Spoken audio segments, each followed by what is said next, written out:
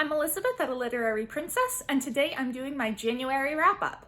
So, I read 6 books in the month of January, and I started 3 others which I didn't finish, and I talked about those in my currently reading video for January 23rd. So, today we're going to talk about the books that I did finish. First up was Thorn by Intisar Kanani. I'm still probably butchering that. I'm so sorry. This was one of the books on my winter break TBR. It is a retelling of The Goose Girl. I absolutely loved this. I gave it 4.5 stars. This is such a great retelling. It uses all of the events of the original story and just fleshes them out, fleshes out the characters. I adored it. I love the spins that Kanani, I don't know, I'm sorry. I loved what she did with the fairy tale. I really enjoyed the characters. I particularly enjoyed the relationship between Alira, our main character, who also goes by Thorn, and the prince, whose name is Castrin, I think, and I'm not sure if that's right, but I think it is.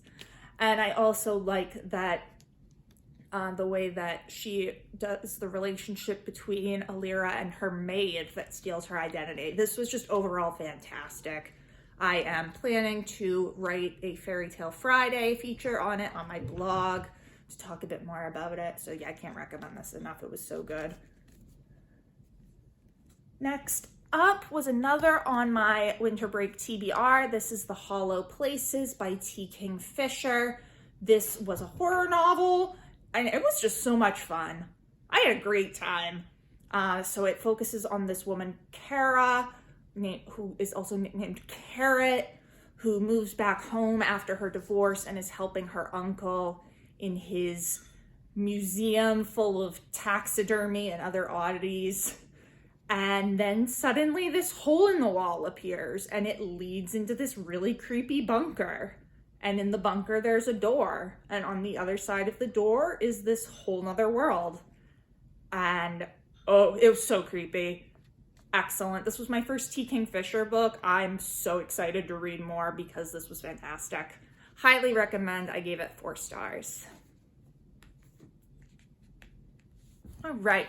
Next up, we have 2 that I actually already had to return to the library. First was Eliza and Her Monsters by Francesca Zappia. I read this for the Forgotten YA Book Gems over on Goodreads. I know a lot of people are fans of this book. I didn't like it. I'm sorry. I gave it 2 stars. This is a young adult contemporary focused on this girl, Eliza, who is very, very shy and withdrawn. She doesn't talk at school. She doesn't really have friends. But online, she has this whole fandom that follows her webcomic. And nobody in real life other than her family knows that she's the one that does this webcomic. And so she ends up meeting this new boy at school who turns out to be one of the biggest fanfic writers in the fandom. And I'm sorry if you can hear a bunch of banging around. My cats are playing. And they start a relationship. I had kind of mixed feelings about this one. On one hand, it was super quick read. Like, I flew through it. I think I read it in 2 days. But I had so many problems with the characters.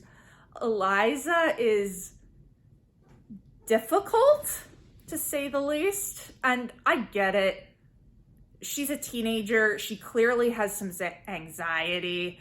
I'd say she also has depression. I was a teenager with anxiety and depression. I know I was not the most likable person at times, and I don't even need characters to be likable to enjoy the book, but she made me so angry. She was so annoying sometimes. And her love interest, I adored at first, but there is this one thing that he does at the end of the book, and I was just like, you are dead to me. You are an awful person. And then her parents are just terrible. Her parents are terrible. Oh my God. Yeah. So the characters made me very angry. They weren't unlikable in a good way. They were unlikable in an annoying way. And then I'm not really sure how I feel about how it handled the mental health issues. I don't know if it was the best representation of that. So I ultimately gave this book 2 stars. I don't think it's a bad book. I know a lot of people really love it. It just wasn't for me. Next up was A Long, Long Sleep by Anna Sheehan. This is another YA book, which is also sci-fi, which I very rarely read sci-fi because I don't particularly like it, but this is very light sci-fi, if you will. It is technically a retelling of Sleeping Beauty, but I would say it's less of a retelling and more of it takes the concept of this girl going into a very long sleep and then waking up and everyone that she knew is gone. Because other than that, doesn't really have a whole lot of elements of the fairy tale in it. But so it focuses on Rose, who was put into stasis by her parents. And when she comes out of stasis, she finds that 62 years have gone by and everyone she loves is dead. And something called the Dark Times has happened. So it was her figuring out life, kind of unraveling her backstory. So I had a complicated relationship with this one. I ultimately gave it 3.5 stars. The first half was like very typical YA. And I don't know, it was just like she was dealing with going to school and she felt stupid and she didn't have any friends and she had a crush and it just felt very typical, but in a sci-fi setting. And I was like, okay. And then the second half came and oh my God, I picked this up thinking like, oh, a cute sci-fi Sleeping Beauty retelling. There's probably a romance. It's probably kind of cute. No, this was heartbreaking. Oh my God. The second half hits really hard. We find out like kind of Rose's full backstory and I cried. I don't cry that much at books. Like usually a dog has to die for me to cry or just repeatedly horrible things happen over and over again. This book made me cry. And I'm not going to say anything else because no spoilers, but her backstory is very sad. There were actually some twists that I did not see coming at all, which is very unusual. I feel like I can usually kind of figure things out, but there were 2 moments that just absolutely shocked me and I actually like gasped out loud and my fiance was like, what's wrong? I'm like, oh my God. So yeah, the second half of this book was like 5 stars and the first half was like 3 bordering on 2.5. So I ultimately gave it a 3.5.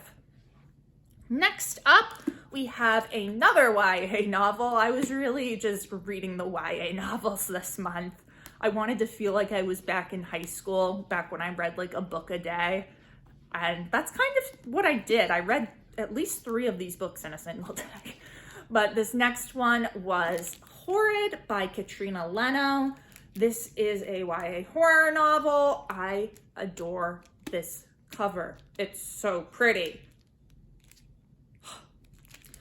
So this focuses on Jane, whose father recently died, and her mother moved back to her mother's hometown in Maine, into this creepy house that her grandparents used to own before they passed away, and then creepy stuff starts happening. She finds out that the kids at her school call her house the Creep House, and it's just, the atmosphere is great. I really liked Jane as a character. I mean, God, this first line. Hold on. She couldn't remember the first book she had eaten. Like, okay. It turns out she has the eating disorder pica, which is when you eat things that are not technically edible, which I only ever see in horror novels. Why is that only ever something I see in horror novels? It's a real thing, but it only comes up in literature when it's a horror novel. So I love this. I gave this 4 stars. And it caused me to pick up Katrina Leno's other novel, You Must Not Miss, which I think I liked even more than Horrid. I don't really know what to call this. I labeled it as horror on Goodreads for the sake of putting it into a category, but it really more starts off as like kind of fantasy magical realism, and then right at the end descends into horror. I don't really know how to describe this. So Mags, or Magpie, lives in this town called Farther, and her parents just got a divorce after she walked in on her father sleeping with her mother's sister. Awkward.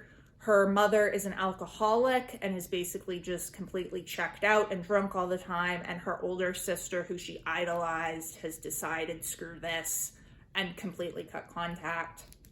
In addition to this, she is dealing with her best friend, who has completely turned on her and said some vile things about her, and she is now kind of an outcast. So to cope with all of this, she has this notebook that she writes about this imaginary world called Near, which is a perfect replica of the town of Farther, except everything is exactly how she wants it. And then one day, a doorway to Near opens up in her pool shed. So,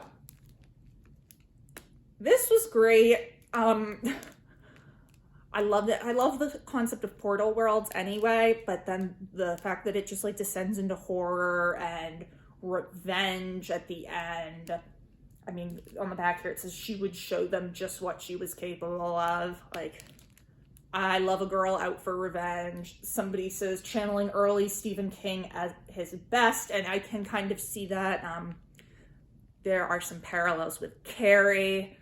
So this was great, and I think I did like it more than Horrid. So that was also 4 stars. And those were all the books that I read in January. So 6 books. I'm feeling pretty good about that. I'm quite happy. Let me know down in the comments below if you read any of these, what you thought of them. And it was great chatting with you all, and I will see you soon. Bye.